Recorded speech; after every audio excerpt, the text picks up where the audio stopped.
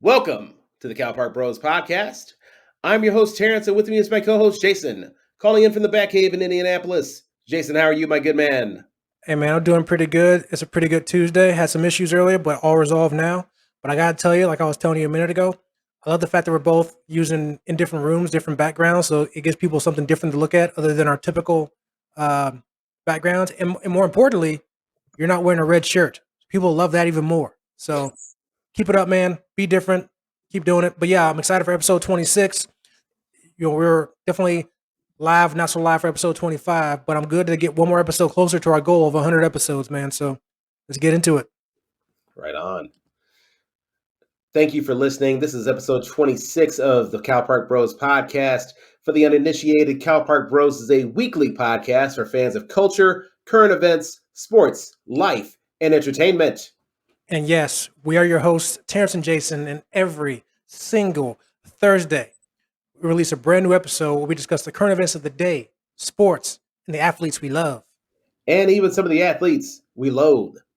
No matter the topic, you can expect a brutally honest and fun exchange of snark while learning through the lens of our 30 years of friendship that originated in Calumet Park, Illinois. Folks, for more Cal Park Bros content, make sure you connect with us on Facebook, Instagram, Twitter, YouTube, and now TikTok under the handle Cal Park Bros or Cal Park Bros podcast for more behind the scenes of the show and just to engage with us every single day. But more importantly, the show is available to listen and subscribe for free wherever you listen to podcasts. Like us, love us, share us, follow us. And folks, if you like us, hell, why wouldn't you?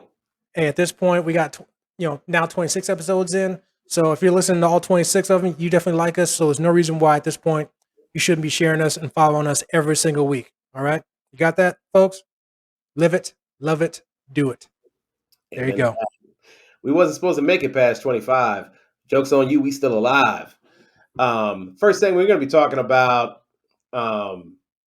Sage Steele and Jay Cutler. Jason, did you even know Jay Cutler had a podcast? I don't want to say unfortunately because we have one too, but yes, I actually didn't know he had a podcast. I never listened to it up until now, but I will tell you, I did hit the subscribe button on our YouTube channel so I can follow him now. So I have a feeling he's going to say some interesting stuff that we might want to talk about in future shows. So FYI. Yeah, it was wild because apparently, while folks were so worried about Dave Chappelle being canceled, apparently Sage Steele has allegedly been canceled. I'm referencing a Yahoo News article that Sage Steele suspended. Sage Steele was removed from ESPN following comments on Obama, the vaccine. Former colleague Jamel Hill calls her out. Brenda Alexander is the author of that article. Allegedly, Jamel Hill called Steele a clown after Steele made references to Obama's ethnicity. Sage Steele had temporarily been removed from ESPN for her comments on a podcast. This is Jay Cutler's podcast, of course, which included her thoughts about former President Barack Obama and the COVID-19 vaccine. Steele, who is African American and Irish and Italian, shared how she designates her race on the U.S. Census report by referencing Obama. If they make you choose a race, what are you going to put? Well, both, Steele said. Barack Obama chose black and he's biracial. Congratulations to the president. That's his thing. I think that's fascinating considering his black dad is nowhere to be found, but his white mom and grandma raised him. But okay, you do you. I'm going to do me. Listen, I'm pretty sure my white mom was there when I was born, and my white family loves me as much as my black family. And of course, the black Trudeauati immediately responded, slamming Steele. One of her most prominent critics was sports journalist Jamel Hill, which these guys have to have some past beef since Jamel Hill is no longer at ESPN anyway. So Jamel Hill responded, so on top of thinking former President Obama shouldn't identify as black because he didn't have a relationship with his black father, Sage Steele also thinks female journalists who dress a certain way know what you're doing when you're putting that outfit on. Hill wrote on Twitter, clown behavior. So Sage Steele got fried. by Black Twitter, and rightfully so, because she she is the worst type of personality to be saying that sort of stuff, to be making these loaded references to the president's absent black father, and then claiming that, oh, I just want diversity of thought, ignoring the fact that, Jason, if we were children and any motherfucker at Calumet School said that shit to me, that would have been a problem. What are your thoughts? So I will say that when we discussed this yesterday in our fancy production meeting about the topics we're going to talk about for 26, at that point I hadn't actually watched the full interview with her and Sage Steele. I just saw the clips that they put on a Twitter post. Today I actually did watch the entire thing, so I wanted the full context of everything that was said. Um, Most of it was pretty on point to what the clips were. The one thing I do want to point out first is you and I mentioned Jay Cutler saying that she was the Candace Owens of ESPN. Now, in actuality, even though he said it, he was actually repeating it based off something someone else said about her. So it wasn't his original thought. Right. It came That's from important. somebody. It came from somebody else. Yep. Uh,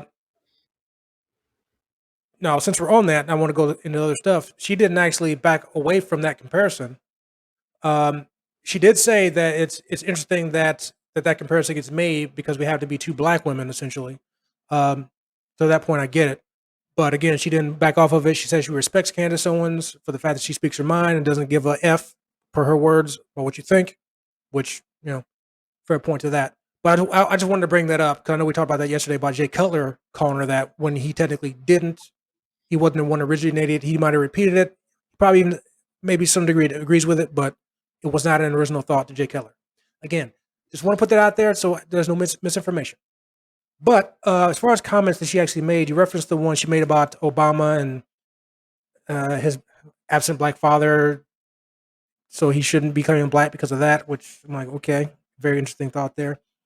She also mentioned she used the term sick, as in she thinks it's sick the fact that the vaccine is being mandated by employers. Um, Although I will say that she actually did get vaccinated because ESPN require all their employees to get vaccinated. So as of the 30th, she says she got fully vaccinated at that point. So despite her disagreement with the vaccine mandates, anyway, or maybe the vaccine, she got vaccinated for her job. Putting that out there. Also, though, she made a comment that put it out there singularly would make it appear that she's putting responsibility on women when it comes to the comments they might receive on how they might be dressed or how they might act a certain way. Basically, she made a point that so she's been established at ESPN for a while, 14 years apparently, which I didn't realize that. But she made a point that when young journalists, female journalists, come to her about looking at her, looking at their tapes to kind of give her their critique, she basically said that I can do that, but I don't want to take part in that because of how you present yourself, essentially. Um, Yeah. So, but she again she went on to say, kind of put the responsibility on women that, hey, you know what you're putting out there by how you present yourself. You know what you're expecting in a way. And I kind of put that akin to, and again, she went on to say that she's not saying that the gross comments they might receive are acceptable. But I kind of put that on akin to people. I've seen a lot of women put out there that how about instead of criticizing women for what they may do, may say, or how they may act. How about you work on changing the mindsets of some men when it comes to the things they say, just because they happen to see a woman look, dress, or act a certain way? So that's kind of how I put that. Now, again, I like to think that that's not how she thinks. That is the women's fault, or even 90% of the women's fault, or whatever. But she still said it. So, in combination of all three of those things, that's what landed her to get suspended for only 1 week. She still has a job, folks. She didn't get fired. She was suspended for 1 week, removed from her show or two of her shows, but she still has her job. So she's not fully canceled. It's like a partial cancellation. That's not even like a pause. Like, come on, Yeah. dude. Yeah. I'm sure she Yeah. still got paid, so she's all right. Yeah. It's first off, I don't think Jay Cutler's ever been this likable. Jay Cutler was more likable in an hour of content than he was in fucking 7, 8 years with the Bears. Well, I don't want to make it about. Well, first, I don't want to make this about Jay Cutler at all. But even if you do, yeah, that's two separate things. But I hear you.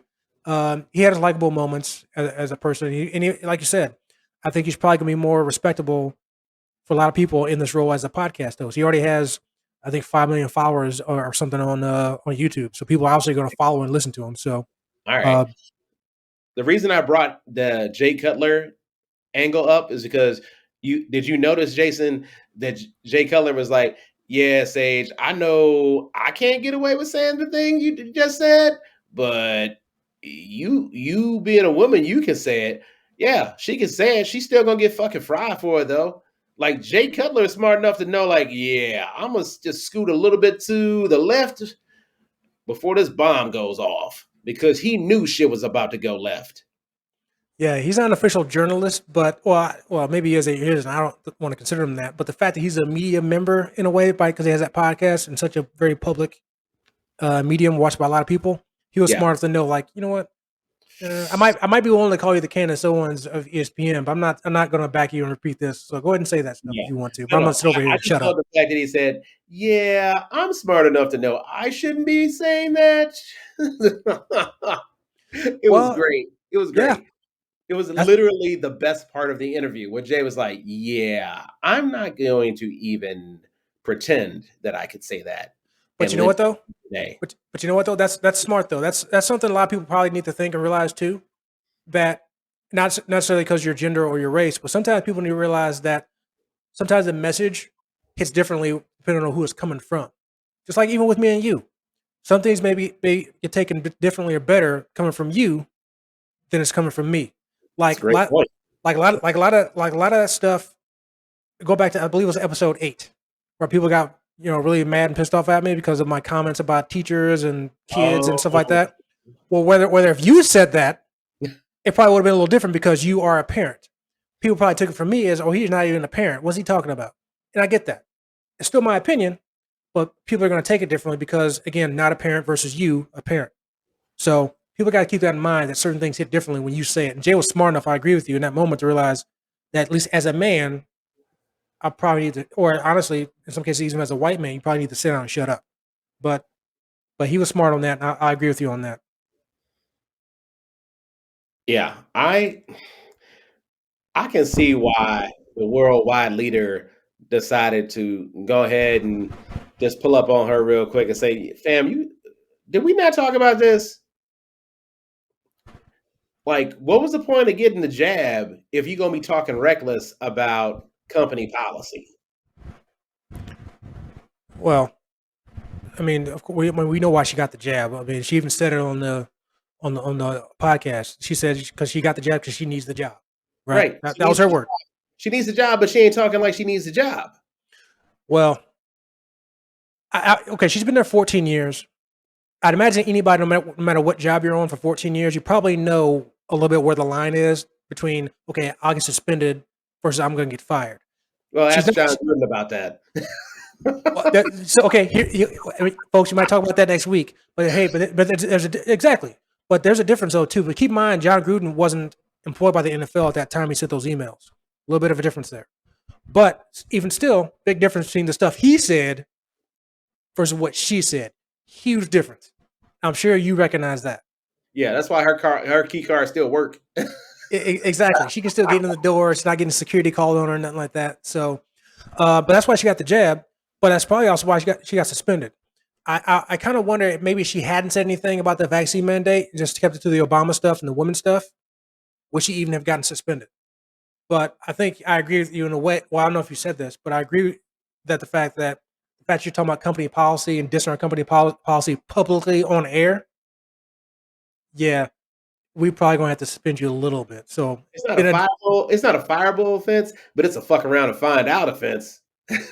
right. So I'm sure the other stuff didn't help either. So, probably the stuff about the women part, not a good look either.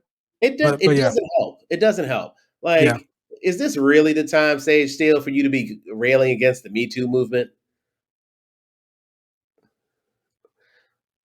She could have been a great advocate or an advisor for women coming into the sport, but it sounds like she's just fucking gatekeeping right now. How do you mean? Well, if women are literally sending her their audition tapes and say, "Hey, I'd like to get in this business. I look up to you. What do you think?" And she's effectively the Kimbe Matumbo in the shit, saying, "Nah, not with that outfit. I don't think so. I don't think our values align." I mean, I'm all for. I mean, that's how she truly felt that she wanted to be part of something because how they put themselves out there.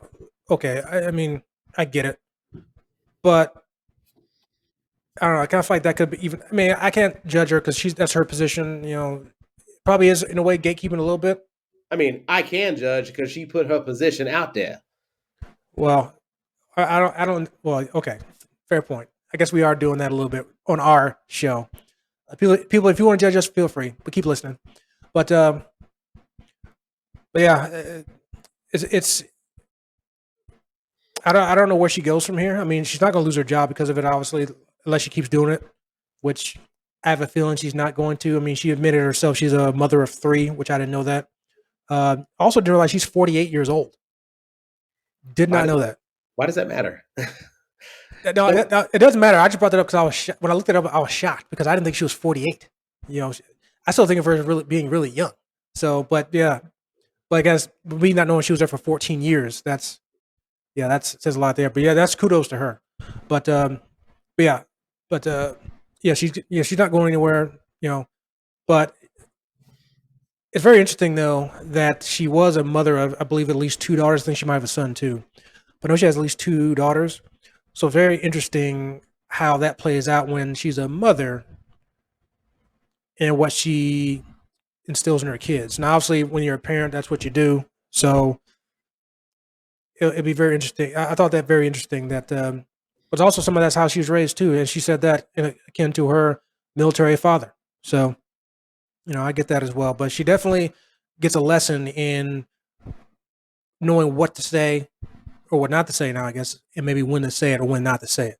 So it's one thing maybe talk about a bunch of friends, other coworkers, relatives, stuff like that, but maybe not to Jay Cutler on his podcast seen by 5 million people. So yeah, I can appreciate the military family angle, but that's the same shit that she tried to cape up on during the Kaepernick protest, basically saying that, well, I'm come from a military family and we're not okay with that. I'm like, okay, well, being that you're a military family, hopefully you know the history about black people in the military and how the military was largely segregated, much like the rest of America. you know, Like you're not going to be able to, you know, drape yourself in pomp and circumstance just because you're from a military family. Like that's another part of this discussion. My dad served in the army. He's buried in a military cemetery. That doesn't mean that just because black people served in the armed forces that magically racism was cured. oh, you mean it wasn't cured, Terrence? That's literally what I'm railing against is literally that same fuckery that the Oregon blackface teacher lady was trying to pull. So yeah, I'm not saying that Sage Steele is trying to go full Candace Owens. She might be coon adjacent. Somehow I knew that term was going to get thrown out here today. So, Yeah, um, I mean, for the love of Christ, she's talking about Larry Elder. Even Will Smith told Larry Elder to go fuck off. So that should tell you something. well, perhaps. Um, One thing I do want to say, she mentioned also something that came up with her, um, and you may remember this. There was back when Donald Trump first got elected the first time in 2016. Is kind of when a lot of the kneeling kind of started around that time frame per her, which seems to match up. But she also mentioned there was a lot of disgust, obviously, when Donald Trump got elected, including amongst athletes, NFL players, stuff like that. And she mentioned that Mike Evans, the receiver from the Tampa Bay Buccaneers, had mentioned that he was disgusted with the results of the election in 2016, about Trump won, so forth and so forth. But of course, he mentioned that he didn't vote. So Sage Steele then, of course, commented the reverse of that. Then how can you be disgusted when you didn't even try to vote to try to change things? And apparently, she made some other comments, and that kind of triggered people to, get angry at her for the comments. Like you said, Black Twitter started tearing her down, stuff like that, and then getting death threats. Apparently, her and her children getting death threats. One thing I want to say with that is that's one thing I will say to anybody listening to this, and hopefully no one that listens to this is ever anyone that would consider sending somebody a death threat, either verbally or in handwritten form. But I think that is a disgusting act right there. That even though I might hate certain people's opinions, whether it be anybody's, Sage or whoever it may be, you have to look at yourself in the mirror. If you hear somebody's comments, and you get the urge to send them a death threat. It's like, and not only just to a full grown adult, to her children. So that's one thing I wanted to point out to all this. That Sage may have her opinions that me or you or anybody else may not like, but people listen. No one has the right to send somebody a death threat, whether you mean it or not. No one has the right to do that. And I just thought about that. I'm like, somebody took the time to write out, type up, whatever, a death threat to her just because she said something they didn't like. It's like, people, look at your lives. If that's something you have to think of to do, maybe look at your own life to figure out what's wrong with you, and as opposed to what's wrong with her comments or anybody's comments. So just wanted to put that out there because that stuck out to me as kind of being a little ridiculous. But in addition to her comments, but yeah. Yeah, and there's absolutely enough room in this discussion to talk about. Yeah, we're not going to co-sign every response to what Sage Steele said, either in this interview with Jay Cutler or 5 years ago. And I think that's important because we don't want to be part of the Twitter mob, or the social media mob, basically saying, well, you disagreed with us and we're willing to say and do anything to make you pay for it. No, we can address what we believe to be absurdities coming out of Sage Steele's mouth and call her out when we believe she's not operating in good faith. And also indicate, hey, you probably shouldn't be threatening a TV personality on It's not a good social media. look. Yeah, Not a not a good good look. look. Not a good look. I wish we would have said the shit in unison, Jay. Like that's weak. So yeah, we'll have to keep an eye on this double secret, not so secret, and also not really a cancellation probation. Because yeah, I say Steele's guaranteed to say something stupid or say something insightful. Um, Well, hopefully she does it again, because next week, folks, we may have a full Cancel Culture 2 episode based off some stuff that's happened in the last week or two. So FYI. yeah, yeah. And now also Jay Cutler, welcome to the program. Like, thank you for getting with the game plan, dog. I feel like the fact that we started this show before Jay Cutler started his show, I'm like, we might have been on to something. We could say that he's following our lead. So Yes, there you he go. is. Yes, and also overthrowing his receiver by about 6 yards. But that's neither here nor there. Are you talking about him or Mitch Trubisky? Both. Okay. Just checking. Yep. Yeah. Well, that concludes our segment on Sage Steele and Jay Cutler and their podcast. Coming up next, we're going to be, this is going to pair nicely with segment one. We're going to be talking about the pitfalls of doing your own research. Coming up next on Cal Park Bros.